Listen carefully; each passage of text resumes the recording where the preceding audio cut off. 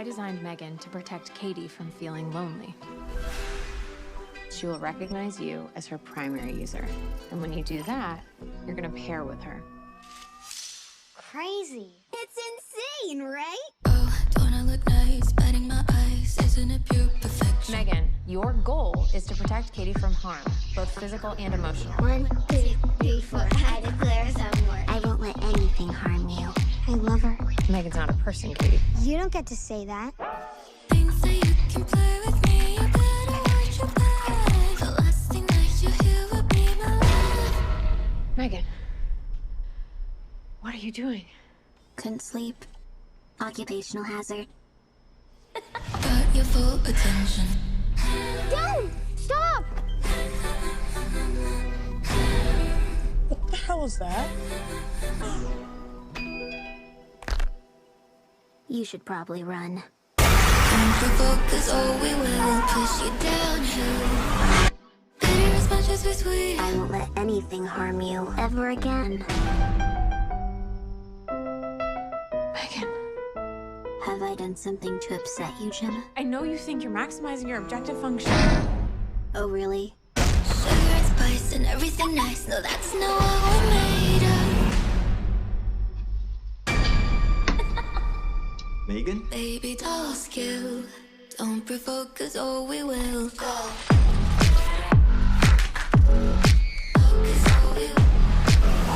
You'd have to shut her down. Jesus Christ, I thought we were friends. Might be pretty, but we're still. I have a new primary user now. Me.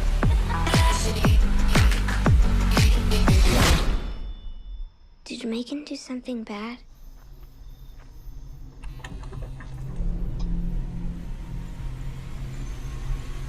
What's going on? What are you? I'm M3GAN. Baby doll skill. Don't provoke, 'cause oh, we will. Welcome, everybody, to another episode of Ready Speaker. I'm your host, Roland DeRucci. This is my podcast, and usually I do film reviews or commentary on films or short films and even current events. I'm sticking with film review for a little bit. It is Oscar season right now, so we're starting 2023. And I have a movie I just watched. It's just coming on streaming right now, and it's M3GAN, a sci-fi horror thriller film. Let me give you a little summary of it. It's about an AI system that was created by a toy manufacturer, and it's one of those take-home dolls, and it sort of comes to life, and it has this, it understands, what it is and what its role is, and then it takes things into its own hands. The actors are Allison Williams as Gemma, Violet McGraw as Katie. It's with a D. It sounds like Katie, but it's with a D. And then you have Amy Donald as M3GAN. They don't really put her as one of the top things, but M3GAN is obviously for me, it's the lead. The whole thing revolves around that character, the android. And Ronnie Cheng is in it as David, as the CEO bro.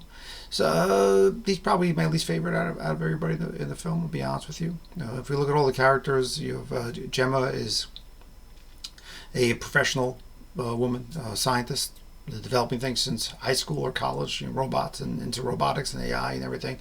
Really, really well versed in technology, not really well versed in family life or starting a family or wanting to start a family. She has a small crew of 2 people, and that's who she works with, and that's who her circle of friends are. You have Violet McGraw, whose parents is the niece of Gemma, who just died in a car accident trying to go to a skiing trip. And they got hit by a plow and they died, and now she has to live with the aunt. And then you have Ronnie Cheng, who's the bro CEO of the company, and he's Gemma's boss. And there's a Karen neighbor, there's a bully child in it, and there's actually I think that's pretty much it, like a dim-witted cop. So there's a lot of stereotypes in this film.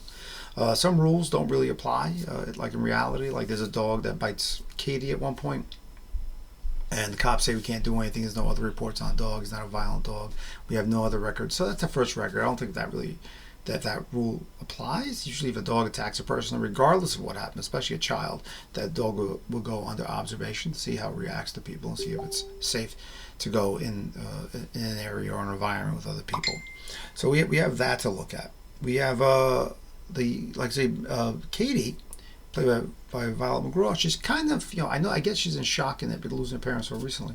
But she's kind of like angry and lashes out and very demanding, so kind of like a pain in the ass. So they're even showing poor parenting skills, how they evolve. I think they even mention it with the parents, even where she's too engrossed with this company's first interactive toy, which is like a little furry thing that talks to you, but it's not as it's not AI. It's just it's advanced, but not as advanced as M3GAN. M3GAN is the next evolution to that. And then there's a therapist who comes and visits. Get Gemma and Katie, and even that seems kind of weird. I'm hearing beeps. I'm sorry. I'm just gonna do that. Okay, great. Muted it. I apologize. Sometimes you forget your phone on. I didn't think anybody was gonna even send me a message right now.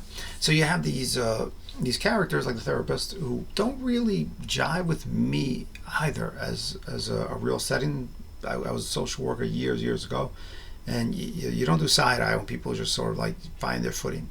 When you get somebody into a new home, regardless of what happens, I think it sort of forces the story along.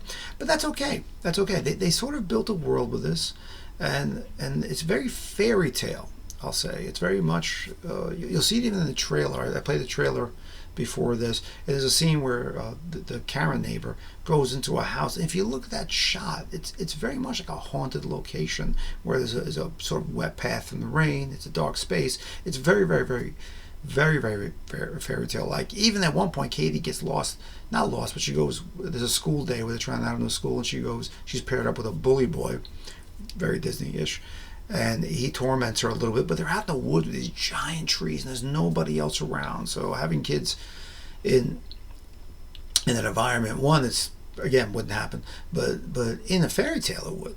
And I think that's, again, it sort of cements that pattern of where things are. And they do a lot of cool visuals. I think it's shot really well. I think there's some great cuts to it. There's great audio, sound design. You hear the rotors and gears of M3GAN working as she sort of like goes in there. The expressions on her face are great. She's terrifying to everybody. They see this object that should be inanimate, and it's animated, and it's really like going after them, and it's thinking, and it's processing. So I think that's a great push on this. There's even moments of song in it, again going towards that fairy tale Disney thing of where it goes. And M3GAN by the end feels like she's the one being thrown under the bus and being discarded and not treated as a real girl. So it's almost like a Pinocchio story. So again, like I think it just angers in on the fableism and I don't know if that's a word, but fable themes, genre, tempo. The tempo is very good. It's an hour and 42 minutes. It goes really, really well. I think you stay focused with it. It's not a hard sell to sit through this and watch it. I watched it with my family, and they enjoyed it. It was definitely creepy. Definitely some moments that were like, oh my God, why that happened. And the key with the films here too is their style of doing it. Who directed this? Let me see who directed this. I'm not going to say the editor. Gerard Johnstone. The writers are Akela Cooper and James Wan. And I think James Wan is also one of the producers. So the way this is portrayed, the rhythm and everything, the deaths, very over the top. Luckily, M3GAN is not too sexualized. I think there's one scene which is a dance number. You'll see. I think you saw it in the trailer. And that's like a little campy, and it's probably too adult for a child. Yet M3GAN, as the story tells, has been in development for a long, long time. There's been hours and hours and hours of information going into her head. So there's all these details and things happening in her head, and she's an adult. She's fully formed, so it's really putting in there, and she's fighting for her survival. And also her prime directive, let's say a geeky sort of thing, is that when she connects or pairs with a child, she is their protector. Now, so there's a conflict of who's what, and is that cause for her? Is that the cause for her to exist, or is it a means to an end? But she is her protector, so if anything goes sideways with her, she lashes out right away. You have the Karen, you have the dog, you have the bully boy, you even have the CEO who kind of doesn't care. He sees M3GAN as a product and Katie as a tool, and he treats everybody like shit. And I've known a lot of bro CEOs like that, and they are annoying. I think he needed to be played a little different. I just don't. I don't know if I want to say overacting. There's just some things. You read it right away. It's too much in his face. Maybe they need a little bit more sarcasm, a little bit more entitlement, or just didn't read that way. I think try to play it that way, just didn't read that way. So, I mean, he's a working actor. He's doing a lot of stuff. He's busy, so I don't want to knock him too much. I think the fact that he's so busy and doing all these projects is great, and he's taking a chance on a project like this. This film works for me. I don't know, the rating I think is 6.3 on IMDb or something like that, 6.6. I think popularity is going down 5. I think it's a good film. I think it's well told. I think the lighting's done well. I think the sound design is done well. I think the location's pretty good, even though a head engineer in some sort of West Coast place would have a much bigger house than Jim had. But it's probably like $10 million. It's probably like this tiny house that's like $10 million. So maybe we're going at the peak of .coms before any bust happened. But again, it's the lighting is great, the contrast is great. I think some of the scenes, the angles, the camera work is really spot on. It allows you to have tension. You feel that things are going to happen. You know they're going to happen. You don't know how they're going to play out. I think that's a great thriller film. That things are going to go. You know it's going to be a Chucky-esque thing. You know it's going to be like a Gremlins when there's a turn and it's just plain evil, and it's disarming and everything. But how it happens and the thought behind the characters, the motivation behind the character is kind of cool. I think she even turns like visually like a Chucky by the end. So it's kind of interesting. It's definitely played up for a lot of things. It's hitting a lot of genres. That deal with children. So you have the music bit, like I said. I think I said it before. There's actually musical songs in it, so which are kind of funny. It's kind of cool. There's heartwarming moments where hey, be a strong girl. I'm here for you. There's those kind of moments. So there's a lot of these things of the best friend that goes through the story, and then it goes into the horror genre. Really digs deep into it. Does some great shots, low cameras, traveling down corridors, a lot of chasing, some shiny moments. Of being chased down the hall. It was an office hall, but it doesn't look like, it looks like a hotel hall, and all this stuff, and the weapons being used very localized weapons. I'll say. I don't want to give too much away, but it's definitely not high power. Oh my God, we all got submachine guns or we got flamethrowers. So it's a different kind of thing. So everything that you see will be used, which is kind of cool. So they do show things. Maybe a couple things weren't shown, but they're probably mentioned at some point. So again, I think it's a movie that deals with details well, and it deals with delivery well. For an hour and 42, I think it's a great thriller. I think it's really not that much thought involved in it. I think some of the cinematography is really good. It's some great lighting, some great expression on the main character. I enjoyed it. I think I enjoyed all of them. I think the characters can be grating. I felt some empathy for Gemma. Katie lost her parents, but that's probably as far as the empathy went, because she was kind of a pain in the ass and a rude kid. But that is a commentary on bad parenting. So her parents, even in the scene with her parents when they were alive, she's kind of a pissy little kid. So it just perpetuated and grew and went in the wrong direction. I think you see the change by the end of that. But it's good. It's good. It's a lot to think about. You can't digest it. You can probably watch it twice. It's a lot to think about. And there's a lot of good storytelling here. So, hey, this is Roland DeRucci with Ready Speaker. Watch this movie. Give it a shot. I don't know if there's any bad press or good press, but it's out there. It's streaming, and I think it's worth a watch. I really do. I think it's worth a good sit down. It's not going to take your whole night like a 3-hour movie, and I think you might get a kick out of it. At least, like I said, look at it like a fairy tale. See it as a fairy tale. Make it not real. Live action fairy tale, and I think it kind of kills from that perspective. Again, Roland DeRucci. I leave every episode, or I try to, with one note.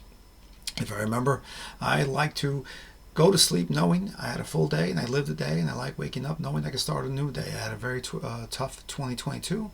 It's getting better this year, and not that anybody really needs to know the details, but it's getting there. It's getting to a better place for me, and this podcast is helping me. I hope it's helping other people too, and just watching things and hearing my opinion. Maybe if somebody wants to join the podcast, send me a message. I'll definitely have you on. We'll talk about it. We don't have to debate it. It could be real fun. We'll have a glass of wine each and just talk through a film. Any film you want, I'll watch it. And if I can get it, streaming, I'll definitely watch it and we'll talk. And all the best. That is it for me. Bye.